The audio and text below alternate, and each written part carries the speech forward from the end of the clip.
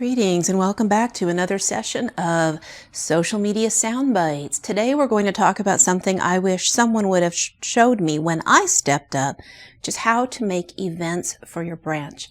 The first event we're going to make today is what I call an event with a capital E.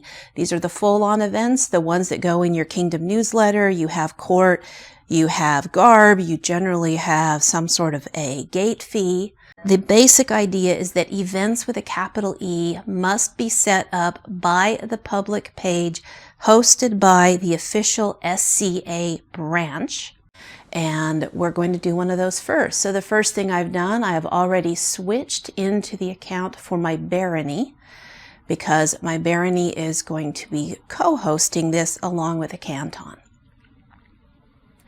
So I can make an event one of two ways. In one, if for a repeating event like this, I can go to my menu, I can scroll down to events, I can hit the little caret by my events, past events, and then I can scroll down through past events until I find the one that I want to use, which is going to be a year ago, which is going to take a while.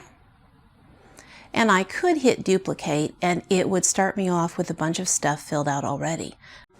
Today, however, I'm going to go ahead and make this event brand new from scratch so that you can see all of the steps.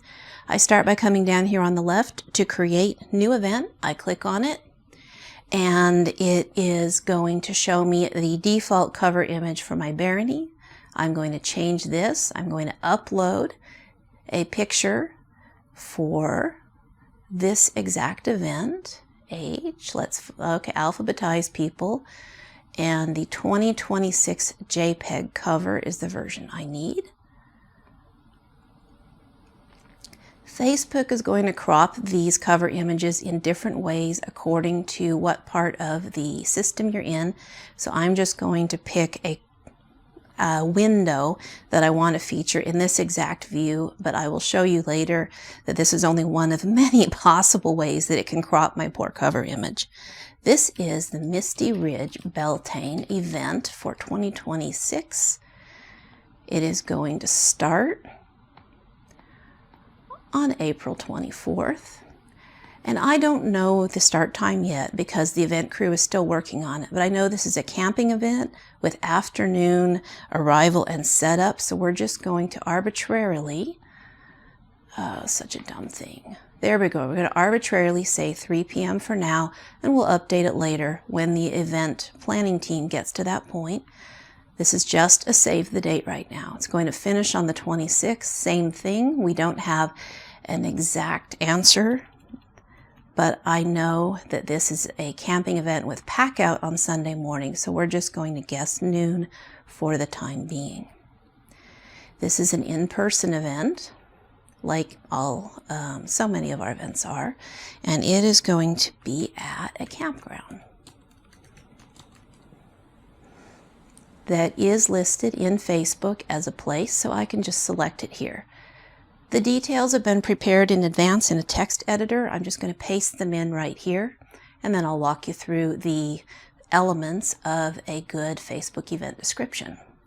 First thing you do, the first 140 or so characters needs to count for a lot because this is all that everyone is going to see, and then the rest of all this information is going to get truncated under a read more.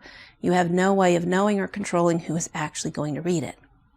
But we start with 140 good characters, followed by a very broad overview of what the event will be. Do not put in lots of details. Do not promise anything that is going to have to be edited later or changed because of something that changed in the Kingdom calendar. Keep your life easy and simply link people to the Kingdom calendar or your baronial website, whichever one or ones your event team is going to update moment to moment with the best information. And then we have some basic who, what, when, where, why, just redundancy here, things that we know won't change because it's cooked in to the event bid. And then at the bottom, the scam alert is not required by policy. We're just starting to try this out locally and in some of our neighboring areas and principalities because we're having so much trouble with Facebook scammers selling fake vendor space, especially followed by fake ticket scalpers. After that, I have 2 disclaimers that are required by policy. The first one is required by the SCA under the most recent version of the social media policy. You'll notice its main difference from previous versions is this final sentence: inclusion of external links do not indicate endorsement. And then finally, I have a disclaimer that is required by my kingdom of Antir. So all of those need to go in my Facebook event description. I'm always a little torn on market your event. It helps people find things by category, but this isn't really a comedy or a dance or drinks or TV. So I often leave this blank simply because they don't have any historical, museum, or other types of categories. I do need to add a co-host. This is going to be co-hosted by another branch. Our barony is sponsoring an incipient canton, and this is actually a canton event sponsored by the barony, so both of us need to be hosts. We have no online ticket sale location, so I'm going to leave this blank, although there are plenty of times I'm tempted to just put the Kingdom calendar link in here so that scammers cannot take advantage of it. I'm not going to set this up to repeat. And then finally, communication settings. I like to leave the guest list on so that people can see that their friends are interested in going. And sometimes if we're having a lot of trouble with scammers, I will set it so that only hosts can post. In this case, I am going to allow other people to post if it is approved by one of us. This puts a burden on us to watch for posts. Facebook is really bad about not telling everyone when you have one to look at, but it helps the populace feel more engaged. And often those posts are frequently asked questions that everyone benefits from seeing the answer to. So, final check. I have a cover image. I have an informative title. People can tell at least where and when and what it is. I have start and end times. I have a location. I have a long description. I have my co-hosts. And I am set. I will now click Create Event. As this event is created, everyone who is a follower of my barony will have a possibility of getting a notification that the barony has created a new event. Facebook would like to help me by inviting a whole bunch of other people and sending them a somewhat annoying message. I cancel this. It does not mean cancel my event. It just means cancel the spam. Okay, here we are. And here you can see that my cover image is displayed in full on this screen. Under upcoming events that I'm hosting, you see that this is showing a version where the left and right sides are cropped off. So do your best. Now, what I need to do is accept the co-host invitation on behalf of the canton. I'm going to switch into the canton account. I am now the canton. I have been invited as a co-host, so I will have a notification. We're planning on going. The Barony of Dragon's Lair sent a co-host request. I am going to click on this, and in the top right corner, I'm going to say accept. Okay, this is now a Facebook official event. You can see how much of the description everyone sees. Like I said, make those first characters count. Here's all of this. And I am going to copy most of this into the first post because no one's going to read it anyways. Save the date. We warmly invite you to celebrate with us. We're planning lots of activities and a public demo during the day on April 25th. We need to be clear on this event because even though Scadians can show up and camp the night before and after, the demo and all of the activities are just on the 25th. And this will be our first post. All right, that is how to make an event with a capital E.